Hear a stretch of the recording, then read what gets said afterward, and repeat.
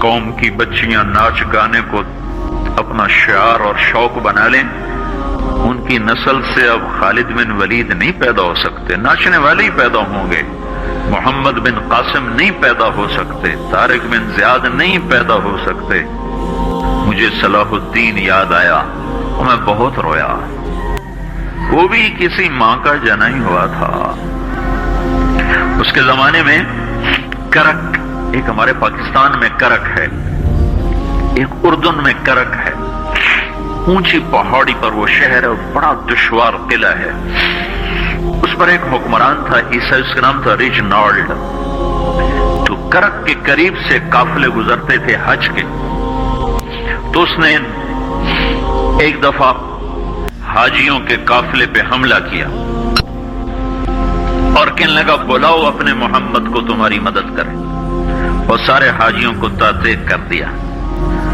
اور دوسری دفعہ اس نے بحری بیڑا تیار کیا اور مدینے پر حملہ کرنے کے لیے وہ بندرگاہ تک پہنچا یمبو کی، لیکن موسمی حالات سازگار نہ تھے تو واپس ہو گیا۔ تو حطین کی لڑائی ہوئی ہے فلسطین میں، جس میں سارا یورپ اپنی طاقت کے ساتھ میدان میں اترا تھا، اور ادھر تنہا صلاح الدین ایوبی رحمۃ اللہ علیہ اکیلا اس لشکر سے ٹکرایا تھا، اور انہیں اس میں ساری رومن امپائر کو شکست ہوئی تھی، تو بڑے بڑے بادشاہ اس میں گرفتار ہوئے، تو اس میں ریجنالڈ بھی گرفتار ہو کے آیا۔ تو کوئی 12 بادشاہ تھے ریاستوں کے جو سامنے اس کے پیش کیے گئے، تو پیاس کی شدت سے سب کا برا حال تھا، تو صلاح الدین نے سب کو پانی پیش کیا، ریجنالڈ کو نہیں پیش کیا۔ تو یروشلم کا جو بادشاہ تھا ہمفرے، اس نے اپنا پانی بچا کے اس کو دیا۔ تو صلاح الدین نے کہا یہ پانی تو دے رہا ہے، میں نہیں دے رہا ہوں۔ اسلام میں یہ ہے جب کسی کو پانی پلا دو تو اس پہ تم ہاتھ نہیں اٹھا سکتے، یہ امن کی نشانی ہے۔ تو صلاح الدین نے فوراً اسے کہا یہ پانی تو نے دیا، میں نے نہیں دیا۔ تو پھر انہوں نے ریجنالڈ کو اسلام کی دعوت دی کہ تو مسلمان ہو جا، میں تجھے دعوت دے دوں۔ اس نے انکار کر دیا، کہا میں نہیں ہوتا۔ تو انہوں نے کہا میں نے تیرے قتل کی 2 دفعہ قسم کھائی تھی، ایک جب تو مدینے پہ حملہ آور ہوا تھا تو میں نے قسم کھائی تھی میں تجھے اپنے ہاتھوں سے قتل کروں گا، اور دوسری دفعہ جب تم نے حاجیوں پہ حملہ کر کے کہا تھا بلاؤ محمد کو، تو میں نے قسم کھائی تھی کہ مجھے اللہ نے موقع دیا تو میں اپنے ہاتھ سے تیری گردن اڑاؤں گا۔ آج محمد کا ادنا غلام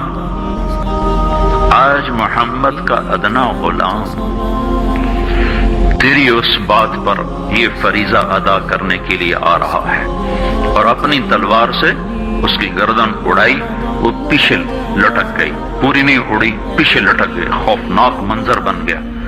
تو سارے بادشاہوں پہ کب کبھی طاری ہو گئی۔ تو صلاح الدین فرمانے لگے ہمارے مذہب میں یہ نہیں ہے، بادشاہوں کے ساتھ ہم بادشاہوں جیسا ہی سلوک کرتے ہیں، پر یہ حدود سے آگے چلا گیا تھا۔ اب مجھے یہ قصہ بھولا ہوا تھا، مجھے انہی حادثوں میں، انہی ہنگاموں میں وہ یاد آیا، تو بعد تنہائیوں میں بیٹھ کے بے بسی کے آنسو بہہ جاتے ہیں، اور اس کے سوا کوئی چارہ نہیں ہے۔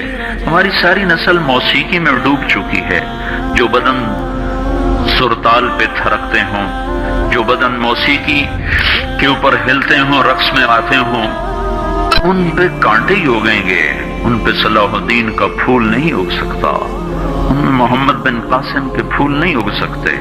بانجھ ہو گئی ہے ہماری نسل، اور یہ یورپ کا سحر ہے جو چل گیا ہے، ہماری بے بسی ہے، ہماری بے بسی ہے۔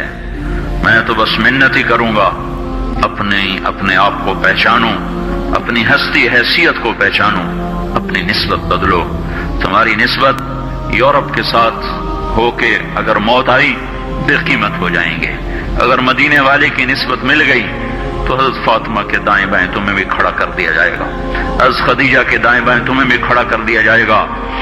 یہ چند دن ہیں، صبر کر لو، گھٹ گھٹ کے مر جانا ہی بیٹیوں کی روایت ہے۔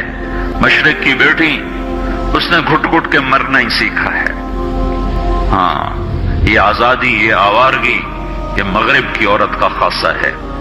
اور 18ویں صدی تک مغرب میں بھی کوئی عورت ایسے ننگی نہ تھی، اور گھر کی زندگی تھی۔